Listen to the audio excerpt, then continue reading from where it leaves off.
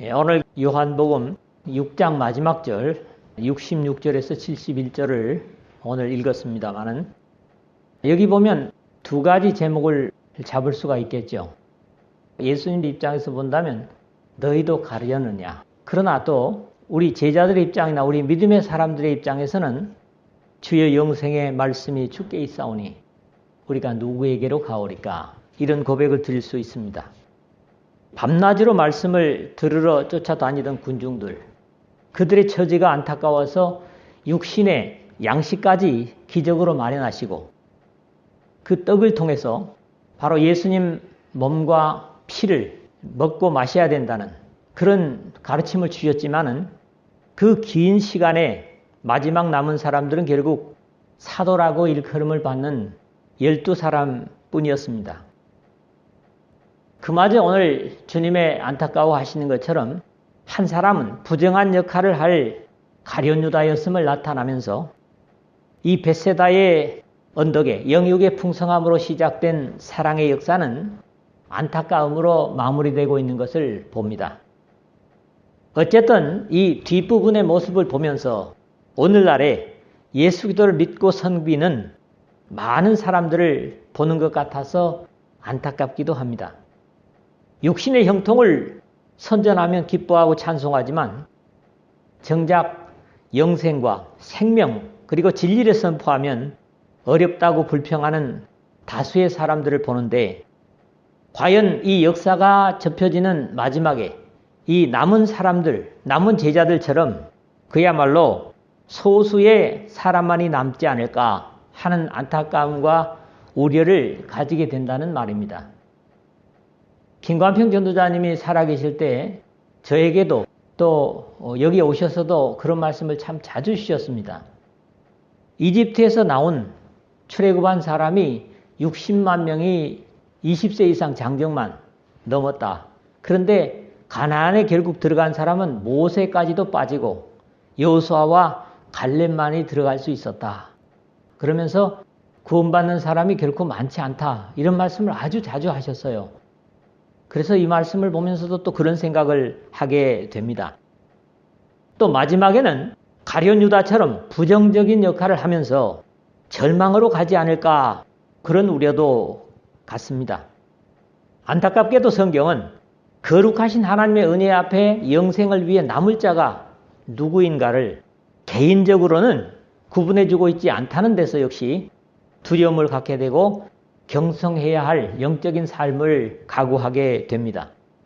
물론 영적인 사람, 주님께 목숨 바쳐 순종하는 사람들이 남겠지만 사람들의 이성이나 감정의 변화를 보면서 영성의 성장과 확식성을 키워가는 사람이 얼마나 될까? 그래서 최종적으로 영생을 이루어가는 사람들이 얼마나 될까? 이런 안타까움을 가지게 됩니다. 주님 앞에 오늘 세 가지 제목을 생각하겠는데 첫째는 떠나가는 사람입니다. 그리고 두 번째 생각할 사람은 주님 앞에 남는 사람들. 세 번째로는 오히려 주님을 파는 사람. 이 세 가지의 유형을 이 말씀 속에서 생각하고자 합니다. 떠나는 것이 안타깝지만 이런 헤어짐은 더욱 그렇습니다.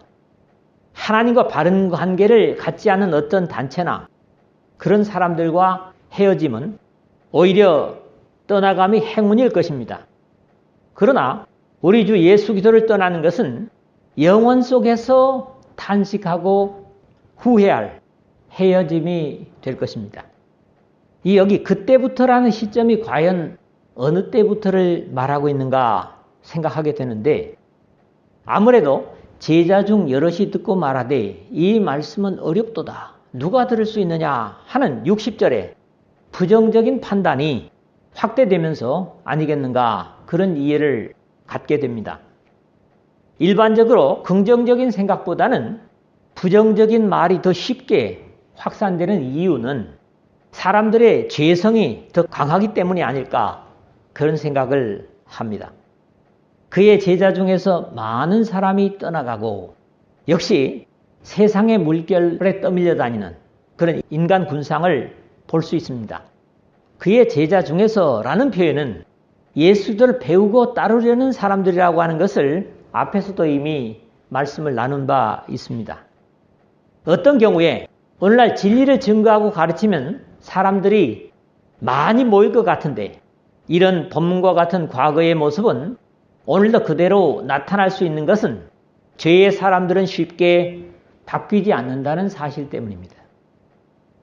어떤 경우에는 주님께서 오히려 떠나라 하는 명령을 주시기도 하십니다. 바울은 우상과 하나님과의 구분이 없는 사람들 속에서 떠날 것을 당부하는 내용을 고린도후서 6장 17절 상반절에서 봅니다. 그러므로 너희는 그들 중에서 나와 따로 있고 하나님의 말씀을 행하지 않는 불법 단체에서 떠나라는 당부도 역시 바울 사도를 통해서 주고 있습니다. 게으르게 행하고 우리에게서 받은 전통대로 행하지 아니하는 모든 형제에게서 떠나라. 데살로니가 후서 3장 6절 하반절에 그렇게 기록이 되고 있습니다. 그러나 본문처럼 주님을 떠나는 것은 비극 중의 비극입니다. 그들의 총명이 어두워지고 그들 가운데 있는 무지함과 그들의 마음이 굳어짐으로 말미암아 하나님의 생명에서 떠나 있도다. 교회론이라고 하는 에베소서 4장 18절에서 하나님의 생명에서 떠나 있는 사람들에 대한 안타까움을 표현하고 있죠. 또 한 가지 안타까운 것은 많은 사람이 떠나가고 라는 기록입니다. 생명이신 예수 그리스도께 남는 사람이 많았으면 좋겠는데 그런 영생과는 관련을 잃어버리는 많은 사람이 떠나가고 라는 비극을 보는 겁니다. 최종적인 비극은 다시 그와 함께 다니지 아니하더라. 66절 하반절에 그렇게 돼 있죠. 그리스도와 생명이 단절된 모습을 보는 것입니다. 주님께서는 나는 포도나무요 너희는 가지라. 그가 내 안에 내가 그 안에 거하면 사람이 열매를 많이 맺나니 나를 떠나서는 너희가 아무것도 할 수 없음이라. 요한복음 15장 5절에 그렇게 귀중한 교훈을 주고 계십니다. 예수님 안에 있는 게 그만큼 귀중하다고 하는 거죠. 거기에 비로소 생명의 열매가 맺힐 수 있다고 하는 말씀을 주시는 겁니다. 다시 그와 함께 다니지 아니하더라 하였는데 예수님과 함께 다니지 아니하면 어떻게 되겠습니까? 완전히 삶의 방향을 어둠으로 굳혀버린 그런 모습을 표현하는 것일 것입니다. 적어도 이런 절망적인 비극으로 가는 그런 상태는 막아야만 합니다. 안타까운 것은 어떤 사람들은 자신들의 잘못된 판단이나 또 사람들의 관계 때문에 더 이상 예수 그리스도와의 삶마저 단절해버리는 그런 경우들을 볼 수 있다는 겁니다. 이와 같이 이 작은 자 중 하나라도 이 작은 자 중에 하나라도 잃는 것은 하늘에 계신 너희 아버지의 뜻이 아니니라. 즉 적은 자 하나도 잃어버리는 것은 하나님 아버지의 뜻이 아니라고 예수님께서 직접 말씀하셨는데 이런저런 사연과 문제 때문에 주님과의 관계를 단절해버리는 그런 안타까움들을 우리가 볼 수 있습니다. 하나님은 모든 사람이 구원을 받으며 진리를 아는 데 이르기를 원하시느니라. 디모데전서 2장 4절의 말씀도 역시 하나님의 사랑의 심정을 우리에게 잘 표현해주고 있습니다. 우리 사랑의 아버지께서 바라시는 것은 모든 사람의 구원입니다. 결코 한 사람이라도 이뤄짐을 기뻐하지 않으신다는 그런 표현을 우리가 보는 거죠. 그럼에도 오늘 인간관계 때문에 우리 주 예수 그리스도와의 동행을 접어버리는 사람들이 들어있고 세상 때문에 또 어떤 것 때문에 함께 삶을 나누던 생명의 주님과의 동행을 끝내버리는 안타까움들이 들어있다는 겁니다. 그렇기 때문에 이런 사람을 옳은 길로 다시 세우는 것이 하나님의 백성들의 의무이고 여기에는 상급이 있을 것이라고 하는 것도 구약의 다니엘을 통해서 말씀을 주십니다. 많은 사람을 옳은 대로 돌아오게 하는 자는 별과 같이 영원토록 빛나리라. 다니엘서 12장 3절 하반절의 말씀이죠. 우리 모두가 죄에서 떠나야 하지만 반대로 주님을 떠나는 어리석음은 적어도 없어야 되겠습니다. 여러분들이 주님 오실 때까지 주님 안에 머물므로 주님의 주시는 영생의 기쁨과 또 성령으로 함께하는 열매를 풍성히 맺는 여러분 모두 되시기를 주님의 이름으로 부탁을 드립니다. 두 번째로는 67절에서 69절의 말씀입니다. 예수께서 12제자에게 이르시되 너희도 가려느냐? 시몬 베드로가 대답하되 주여 영생의 말씀이 주께 있사오니 우리가 누구에게로 가오리까? 우리가 주는 거룩하신 자이신 줄 믿고 알았사옵나이다. 그렇게 되어 있습니다. 결국 다 떠나도 떠날 수 없는 사람들의 고백을 우리가 두 번째로 봅니다. 많은 군중이 기적의 떡으로 자신을 지속적으로 먹여주시길 원해서 예수들을 임금 삼으려 했습니다. 우리가 앞에서 봤죠. 15절에 보면.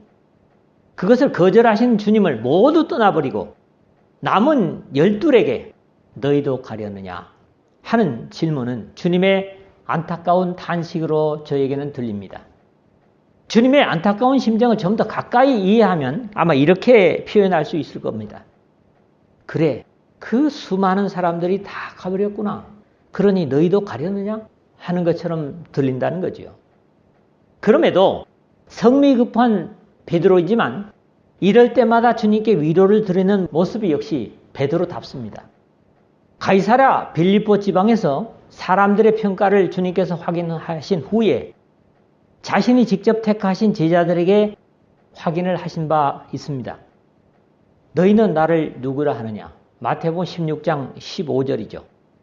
그럴 때에도 오늘 본문 같은 신앙 고백을 주님께 드립니다. 주는 그리스도시요 살아계신 하나님의 아들이시니이다. 16절에 그러죠.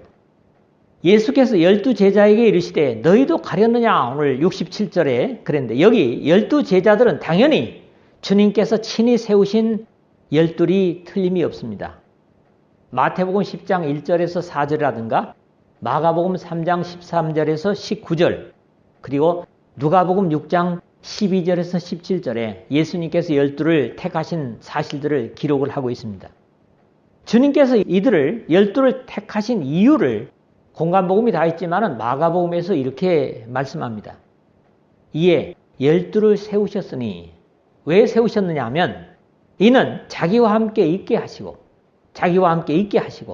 또 보내사 전도도 하며 귀신을 내쫓는 권능도 가지게 하려 하심이로라. 마가복음 13장 14절 15절에 그렇게 기록을 하고 있습니다. 이들에게도 너희도 가려느냐?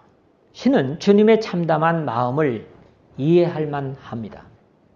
결국 죄성을 가진 사람은 자신에게 더 이상의 유익이 없을 것이라는 판단이 들면 떠날 수도 있음을 배우는데 이들은 더 이상 기적의 떡을 먹을 수 없다는 생각이 들어서 떠났지만 영생에 관한 유익을 바라는 사람이라면 그것이 끝날 수 없는 영원한 것이기 때문에 지속적으로 주님 곁에 남을 수 있었을 것이다. 그러므로 이 제자들이나 오늘 우리나 다르지 않다 하는 이해를 합니다. 이런 심정을 어느 정도 헤아렸는지 모르지만 시몬 베드로가 대답하되 주여 영생의 말씀이 주께 있사오니 우리가 누구에게로 가오리까? 68절에 이 대답 역시 베드로 자신이 했다기보다는 주님께서 그의 바른 고백을 들으시면서 바요나 시몬아 네가 복이 있도다. 이를 네게 알게 한 이는 혈육이 아니요 하늘에 계신 내 아버지시니라. 마태복음 16장 17절에 하셨지만 복음을 버리고 떠나는 사람들을 위해 안타까워하신 예수 그리스도께 아버지 하나님께서 베드로를 통해서 위로와 격려를 주셨다. 그렇게 저는 이해를 했습니다. 최소한 장정만 5,000명이 모였다가 12명. 그것도 한 사람은 죽정이라는 사실을 아셨지만 최소한 11명이 제자들이 남아 있을 것에 대해서도 우리가 70절의 반응을 보면 주님께서는 그나마 기뻐하심을 봅니다. 또 거짓과 진리를 따르는 사람의 비율이 이렇게 차이가 많다는 것도 이미 앞에서 제가 말씀을 드린 바 있습니다. 베드로의 주여 영생의 말씀이 주께 있사오니 우리가 누구에게로 가오리까 하는 고백이 오늘 우리에게도 예배를 드리며 연보를 드리고 교회를 오고 신앙하는 이유여야 합니다. 사실 그리스도인들의 신앙 이유는 죄로 인한 죽음의 절망을 예수 그리스도의 십자가를 통해서 이루신 대속의 은총으로 해결받고 영생을 누리는 것이라면 이러한 출처가 하나님의 말씀에서만 약속되기 때문에 세상의 다른 곳에서 있을 수 없는 것은 믿음의 사람들은 누구나 인정하고 고백하는 사실입니다.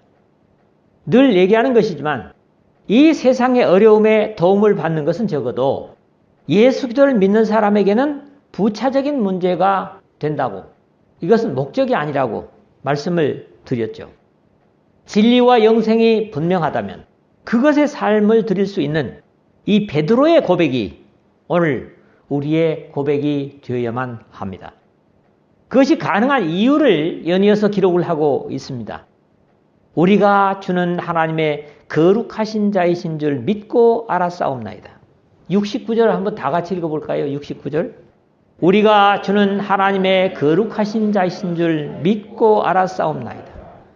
베드로의 고백뿐만 아니라 우리의 고백이 돼야 되고 나의 고백이 돼야 되는 겁니다. 이 말씀의 배열도 우리가 묵상할 필요가 있어요. 이 말씀을 믿고 알았사옵나이다. 그렇게 고백하죠? 세상적인 이치는 뭡니까? 알고 믿습니다. 그러나 이것은 땅에서 난 거죠. 알고 믿는 것은. 하늘에서 주신 것은 믿고 알게 되는 이치와 다른 겁니다.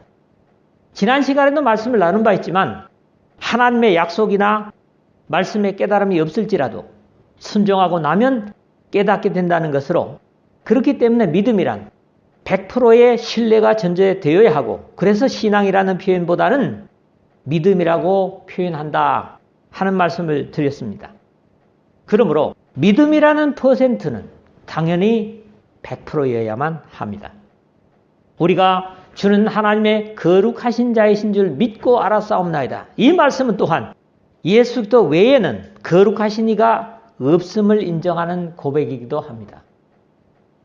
그런 입장에서 또한 주는 그리스도시요 살아계신 하나님의 아들이십니다 하는 마태복음 16장 16절의 신앙 고백과도 다르지 않은 것으로 들립니다.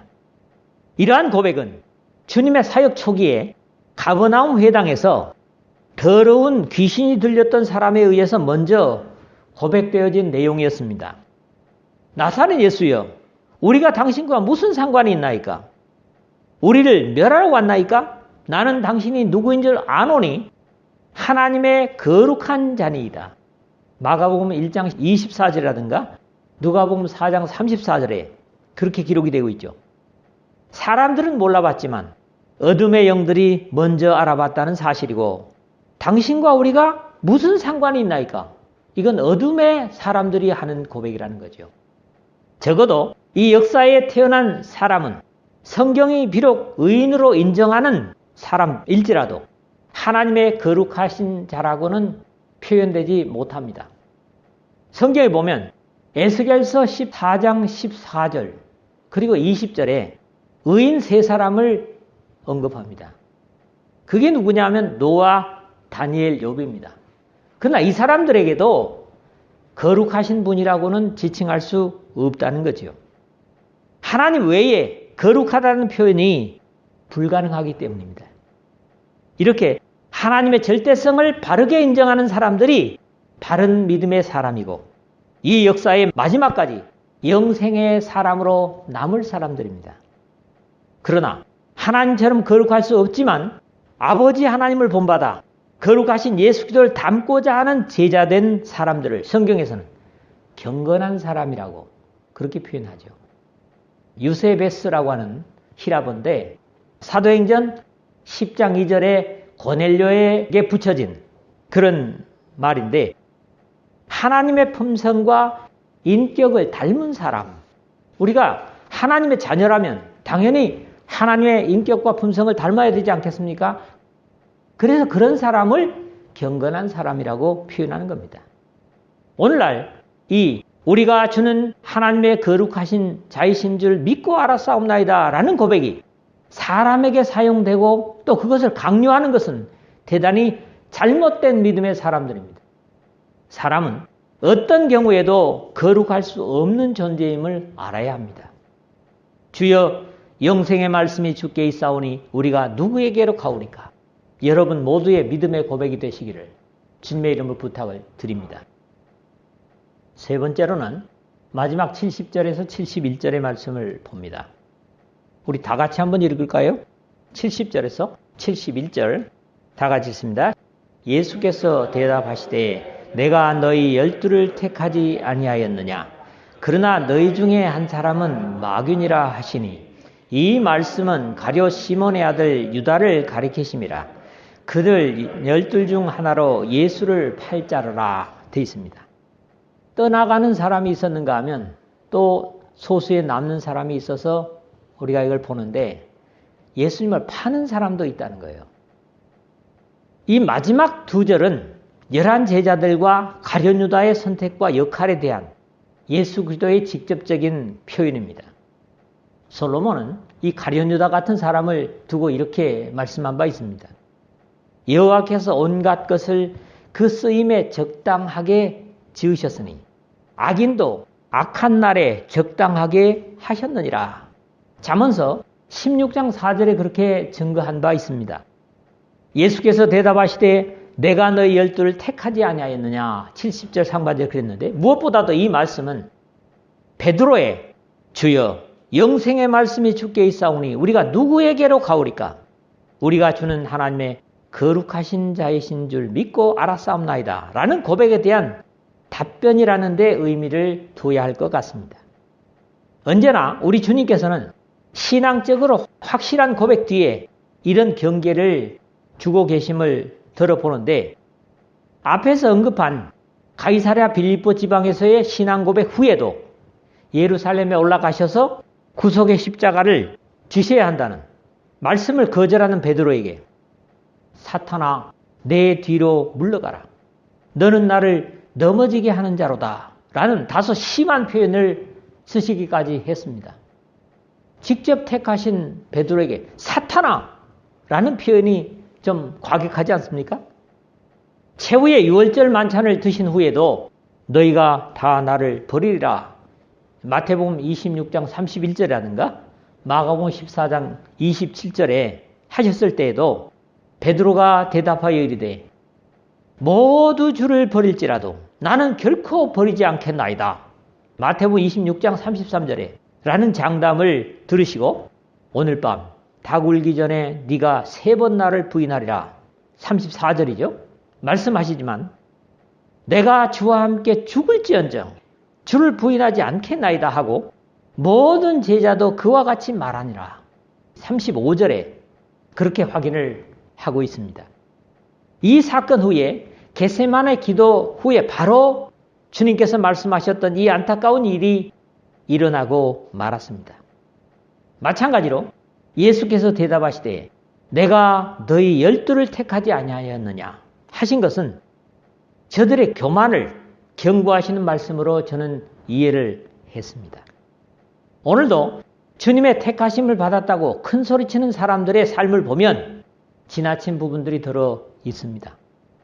심지어 하늘의 택하심을 받은 자라는 확신이 지나쳐서 건전치 못한 종교단체를 만들고 사람들을 구원에 이르게 하는 것이 아니라 침륜에 빠지게 하는 것을 보면서 이런 경계를 오늘도 실감하고 있습니다.